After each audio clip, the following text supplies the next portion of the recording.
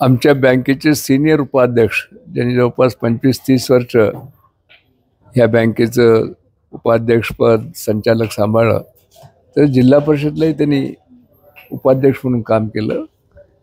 नांदेड जिल्ह्यातले एक ज्येष्ठ असे कार्यकर्ते, सर्वांमध्ये हसत खेळत राहणारे, त्यांनी स्वर्गीय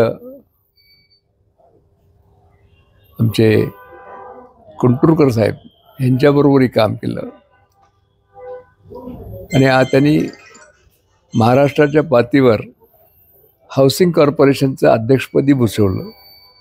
वेगवेगळ्या संस्थेवर त्यांनी काम केलं आणि अतिशय गेली 25-30 वर्ष कंधारमध्ये, नांदेड जिल्ह्यामध्ये ओबीसी समाजाचे सर्वांना घेऊन चालणारे असे नेते.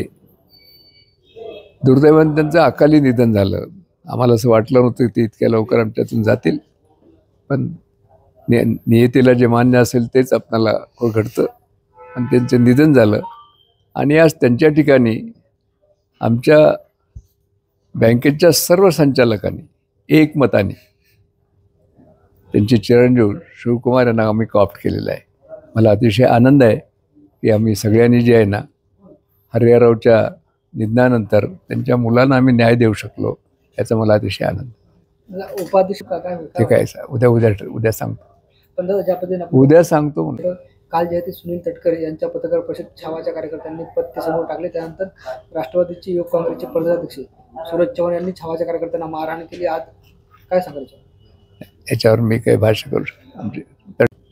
हा आमचा व्यक्तिगत पक्षाच्या अंतर्गतचा प्रश्न आहे. मला जे काही मांडायचे त्याशी मांडले, त्याच्यावर जास्त बोलणार.